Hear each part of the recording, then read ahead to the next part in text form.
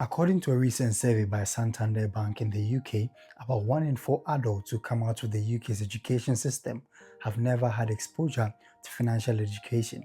Sadly, about 80% of people who actually come out of the education system equally have never actually sat down to draw a budget. And that is one of the key reasons why most people do not see any success when it comes to setting financial goals and the subsequent attainment of same. And so in today's video, we'll be sharing the tips and what you need to do in order to create a budget that actually works and then subsequently realize your financial goals. And so if you're new here, my name is Nana. I hold a master's degree in business finance.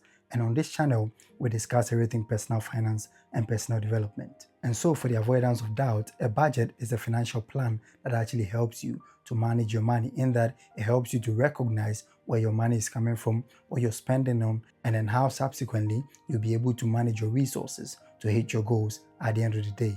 And so a better understanding of a budget and what you really need to do if you really want to become successful when budgeting is to understand the mistakes that people make. And the first thing that people do wrongly when it comes to budgeting is that their budgets are too strict, in that it doesn't make provision, or it doesn't actually give enough room for them to cater for surprises. So for instance, if you set out to save, there's always going to be that contingent event that may likely derail you. And so what you have to do when drawing a budget, when saving, is simply to incorporate some form of provision for any fortuitous or any accidental occurrence that might not necessarily be as a result of your actions and your inactions. This brings us to the second mistake that people tend to make when budgeting, and that is they set their budget, or they focus their attention on ideal situations and not their spending habits. So what you have to know when budgeting is that your budget should reflect your spending habit, and then more importantly, your financial situation. This brings us to the third mistake that people make when budgeting, and that is they fail to track and then adjust their progress. So one of the key reasons why people fail when it comes to budgeting is simply because they don't have a habit tracker, or they don't have a progress tracker. So they just set out to budget and they don't even watch the budget subsequently when they go out to execute in accordance with their goals. And that is one of the main reasons why they actually do not see any success when it comes to the attainment of their financial goals. This brings us to the fourth and the last mistake that people make, and that is they fail to actually budget for fun.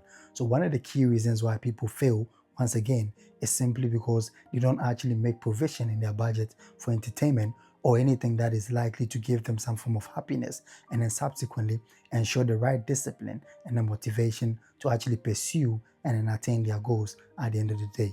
And so with this said and the understanding that we have of budgeting, we move straight to the most important thing, and that is which budgeting technique would actually work for you. So only you can actually ascertain, but there are two main budgeting techniques that I'll prescribe in this video. The first one is a 50-30-20 rule, and that simply says that 50% of your income should go in towards your needs, that is your rent, your bills, or your food, or anything that is likely to sustain you at the end of the month. A further 20% can go into your wants, that is anything that is likely to ensure your self-development or your happiness. It can even come in the form of you actually having to make provision for your vacations and all that. So that 30% can actually be saved to actually cater for those things. The last 20% of your income should go into savings, and then if you have any debt, or for instance if you don't have any debt, then you might actually channel those 20% to savings and then investing. And that is one of the surest ways that you can actually budget simply. This brings us to the second budgeting technique, and that is the 80-20 rule. So that is one of the simplest ways that you can budget, in that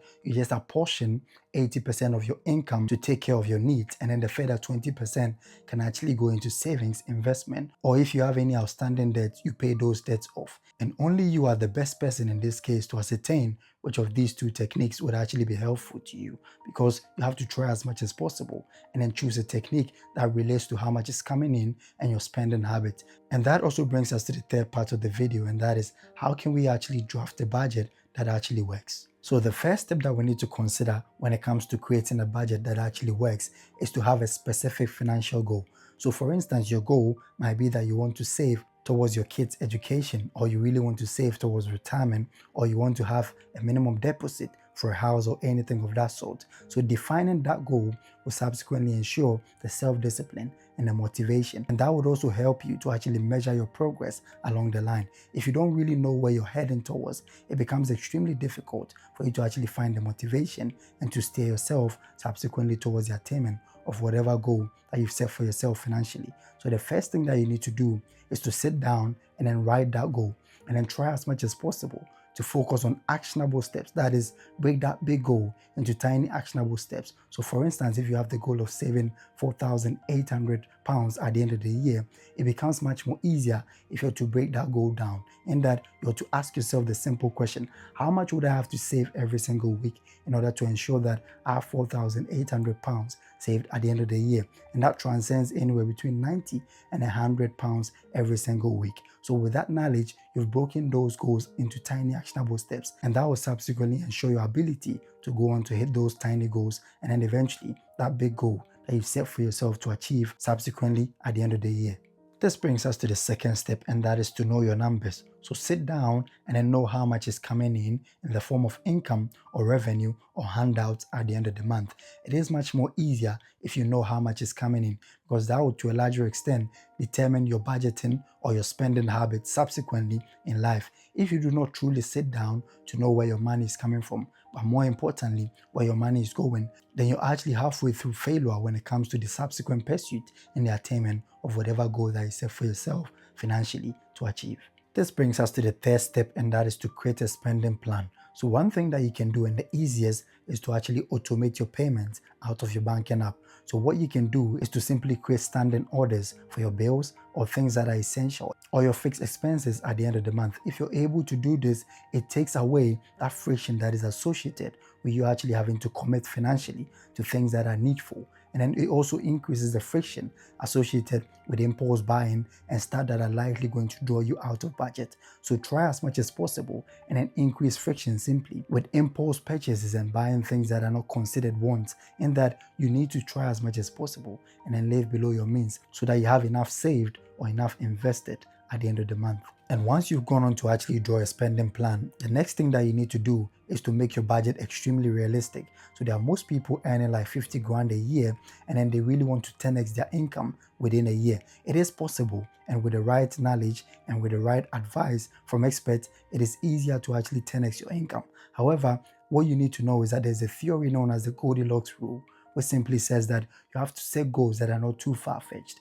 and you don't have to set goals that are below your abilities. You have to set goals that marginally just drive you out of your comfort zone, and that is where you want to be, the middle ground. Try as much as possible and then set financial goals that are very, very realistic. So for instance, if you're earning 50 grand, ask yourself, is it possible for me to increase my income by 10% this year? And that actually ensures that by the end of the year, instead of 50 grand, you're earning 55 grand. Those marginal contributions, those marginal realizations will subsequently add up and ensure that you're able to 10x your income within the most realistic time. And so that is what you need to know. Try as much as possible not to set goals that are so far-fetched, and that will subsequently ensure the right motivation and the discipline when it comes to budgeting. This brings us to the fifth step, and that is to track and adjust your progress. So anytime that you hit any milestone when it comes to your financial goals, one thing that you need to do is to try as much as possible and get some physical evidence. So for instance, it can be checking out a box or making a dot somewhere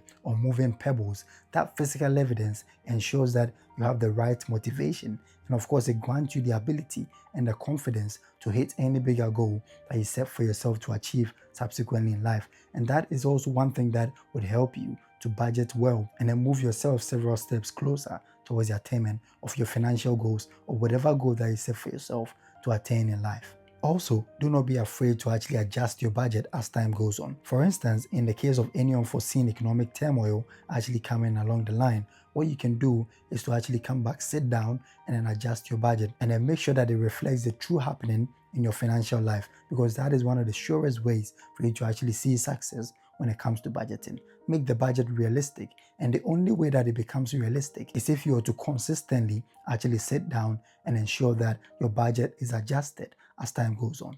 This brings us to the sixth step, and that is to automate where you can. So one of the easiest ways to actually see success financially across board is to try as much as possible to reduce friction that is associated with habits or financial habits that you really want to see in your life. So for instance, something like saving can actually be made easy in that you can actually set standing orders. In a like manner, your investments or your contributions towards, for instance, the stock market can actually be automated, which also reduces the human interaction, because sometimes we can't trust ourselves. We are emotional beings in that we respond to emotions before subsequently finding logical reasons to explain the decisions and our actions and inactions. So one of the key things that you can do to actually stop this is to automate whatever process or to reduce friction that is associated with the good things that you want to do. For instance, in this case, like savings and investment. This brings us to the seventh and the last step, and that is to give it 90 days, in that new habits actually take time. So this might be your first budget that you're actually building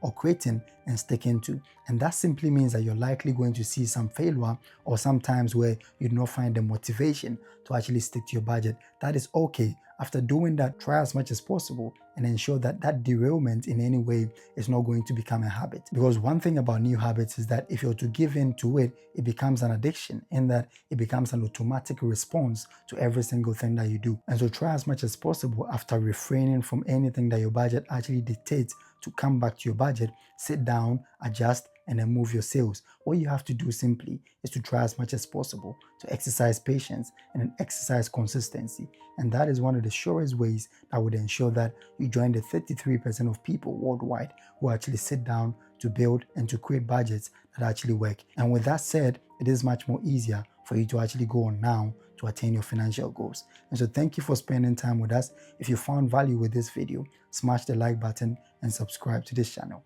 Thank you.